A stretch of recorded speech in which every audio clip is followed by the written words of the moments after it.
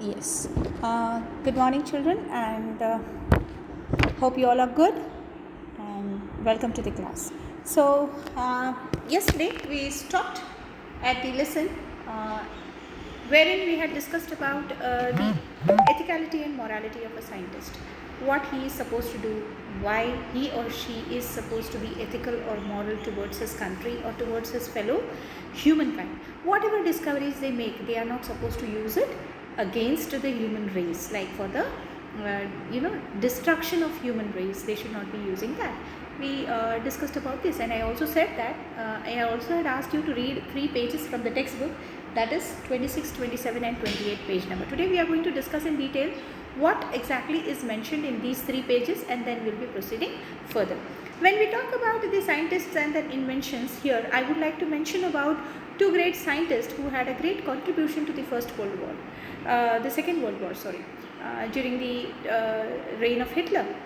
One was Mr. von Braun, and the second one was Fritz Haber. Von Braun had, he is a rocket scientist who had designed the first supersonic rocket for Hitler. And he was so enthralled in his work that he did not spare much thought for the societal and political consequence. He did not even think, like, he was so, he was so happy, he was so enthralled in his discovery that he did not feel that whatever he had discovered might cause a mass destruction to the human race. Similar goes with the case of Fritz Haber, because he was the one who had a major role in promoting and organizing the gas warfare. Because whatever discovery he had made, he could release some toxic gases into the trenches of the enemy, for the enemy soldiers, and he could kill them. So that was a destruction which was dangerous. But what he said was, when he was questioned about his discoveries, he said that during peacetime a scientist belongs to the world, but during wartime he belongs to his country. But we as citizens, we as society, we assign a great role to the scientists, a high degree of responsibility for our lives, and we expect them to dedicate themselves to the benefit of humanity. So exactly, when we expect these scientists to work for the benefit of humanity, obviously whatever discoveries they make, we want them to benefit the humanity. Like today, we are eagerly waiting for the COVID-19 vaccine to arrive in the market. The scientists are working day and night to do that. So this is going to be really beneficial to the human race. So scientists are really a boon to the society, but only when they use their talent and their expertise for the benefit of the human race in general, for the entire world, for their country as well as for the entire world. Let's proceed ahead with our lesson.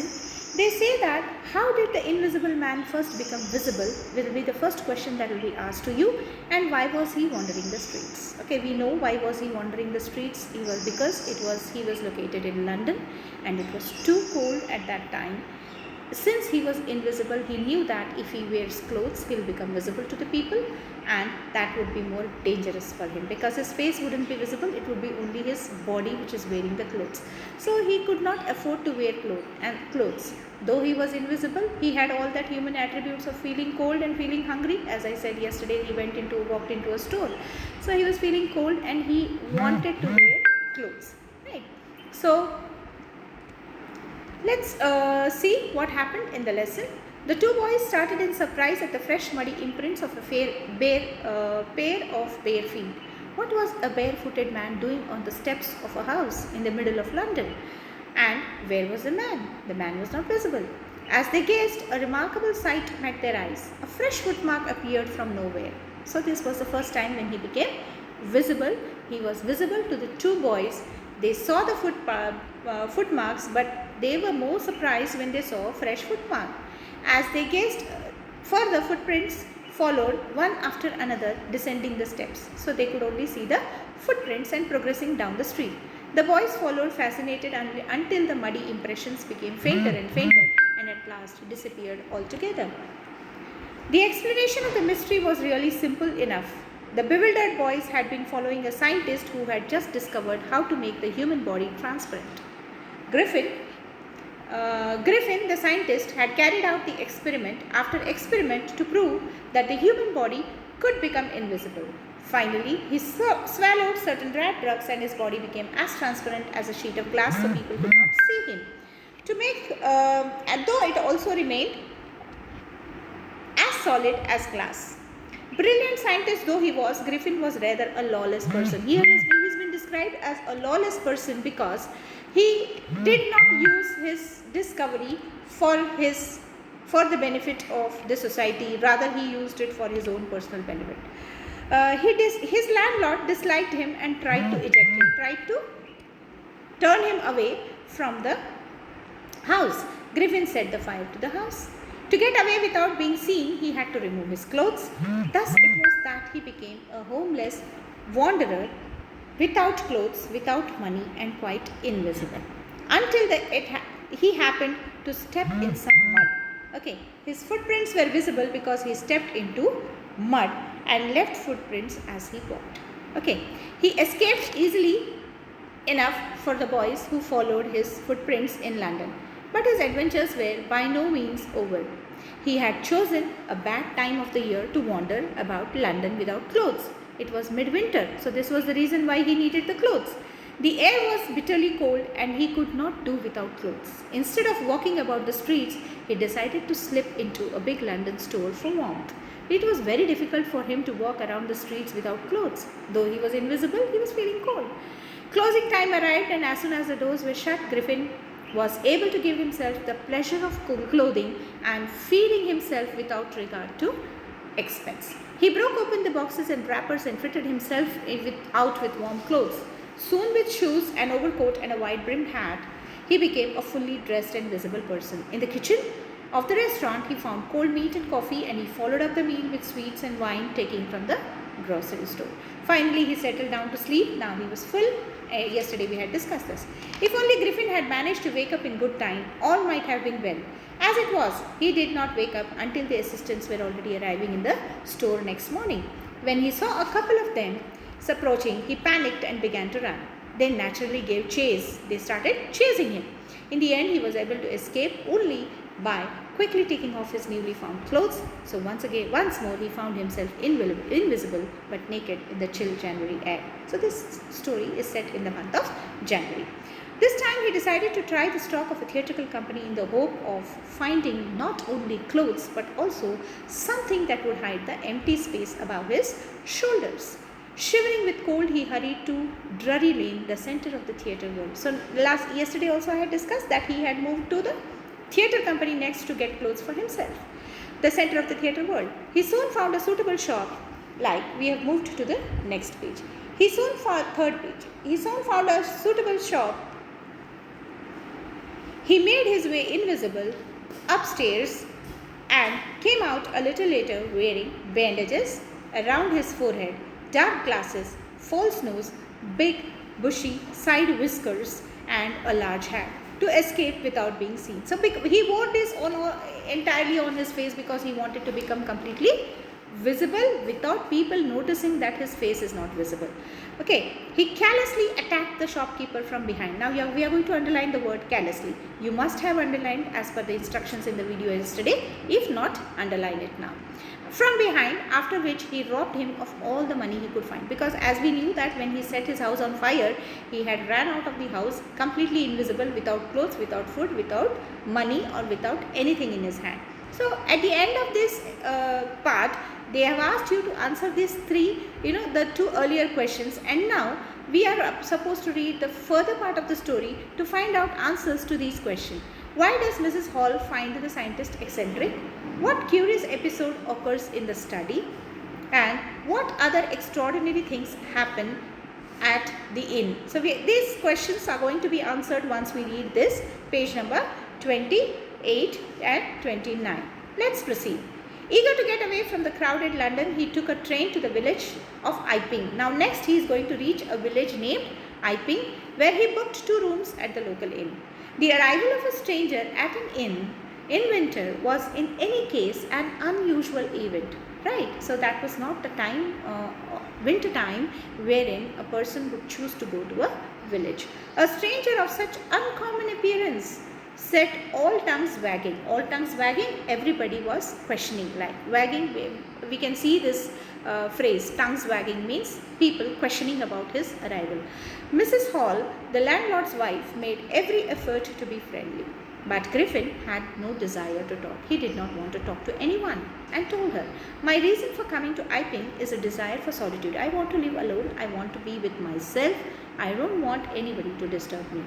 I do not wish to be disturbed in my work. Besides, an accident has affected my face. So I am all with bandages because of the accident that I had met.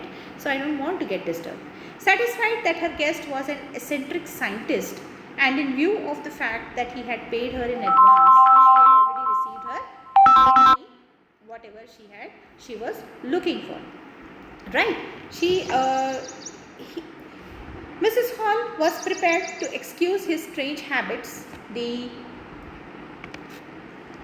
and irritable temper, but the stolen money did not last long, and presently Griffin had to admit that he had no more ready cash.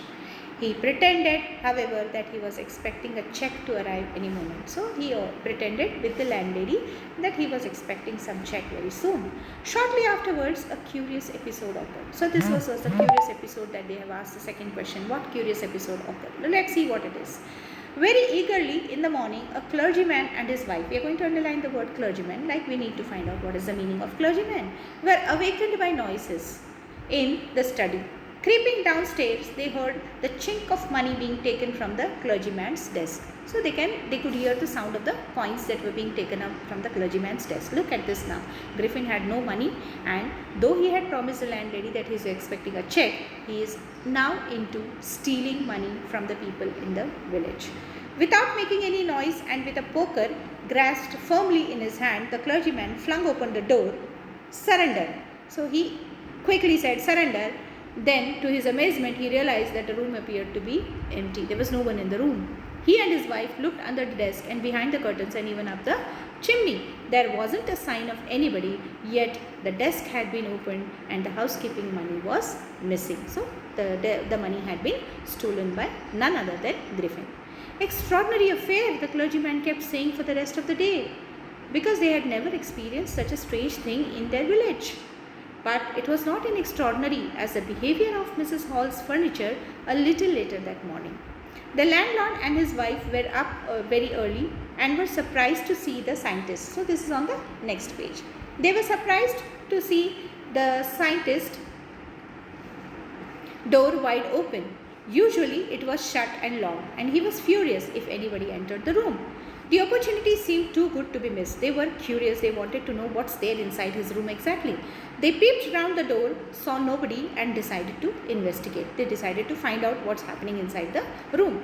The bedclothes were cold, showing that the scientist must have been up for some time. Okay, that's a sign that nobody has been sleeping on the bed for some time now.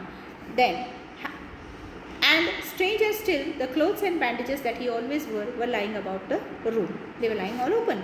All of a sudden, Mrs. Hall heard a sniff close to her ear. So somebody sniffing, somebody breathing close to her ear. A moment later, the hat on the bedpost leapt up and dashed itself into her face. So somebody picked up the hat and they just dashed it into her face. Then the bedroom chair became alive. Springing into the air, it charged straight at her. So this chair was being thrown at her, legs foremost. As she and her husband turned away in terror, the extraordinary chair pushed them both out of the room and then appeared to slam and lock the door after them. So this was something very strange. Nobody inside the room, and still all these things are happening. Suppose if this happens with us, we would surely feel that the room is haunted. Though the scientist is not there, but there is still movement and life inside the room, means that room has been haunted. That would have really scared us. Then Mrs. Hall almost, let's see what happened to Mrs. Hall. Mrs. Hall almost fell down the stairs in hysterics. Hysterics is like she is completely bewildered, amazed, surprised, frightened. So she fell down in hysterics. She was convinced that the room was haunted. So like us, even she felt that the room was haunted by spirits, and that the stranger had somehow caused these to enter into her furniture. So now she also connects the role of the stranger, the guest who is there in the inn, that she must have made these spirits enter into her furniture. My poor mother used to sit in that chair, she moaned, to think it should rise up against me now. So she is now connecting this, she has become emotional. My mother used to sit on that chair and now the same chair is rising against me. It's so sad. She is a very pious lady who doesn't know anything, she couldn't think anything beyond these things. The feeling among the neighbors was that the trouble was caused by witchcraft. So one more idea enters why this happened. So witchcraft. But witchcraft or not, when the news of the burglary at the clergyman's house became known, the strange scientist was strongly suspected of having had a hand in it.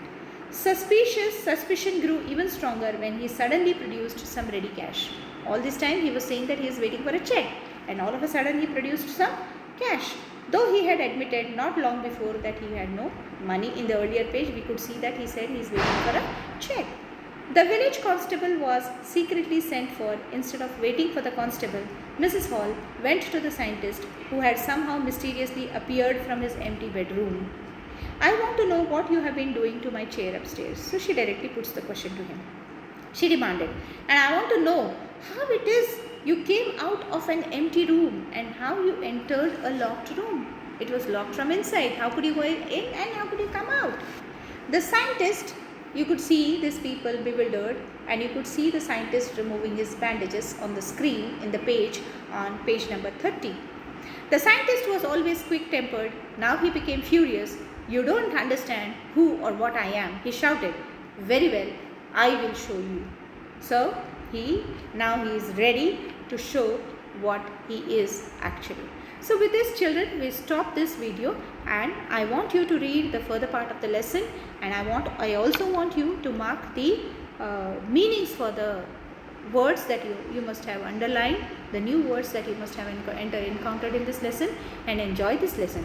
You also must have, coming back to this, when I spoke about von Braun and Fritz Haber, they had discovered something which was causing harm to the human being. We can also see science fiction movies like Mr. India, who it also matches with this invisible. He could be seen only through those infrared glasses if he was seen. So these kind of movies, there were many movies based. We have movies like Koi Mil Gaya, wherein the alien power was shown. We also could see the Indian movie like Tarzan the Wonder Car. So all these were scientific inventions. All these could have been used against humanity or for selfish purposes. Like when we talk about Tarzan the Wonder Car, he used that particular car. Somehow it's shown that his father's soul enters that car, and that car can get repaired whatever damage that car goes through. But he uses it to revenge the death of his father. Again, he has used it for a selfish motive, though the motive was very pure. He wanted to avenge the death of his father.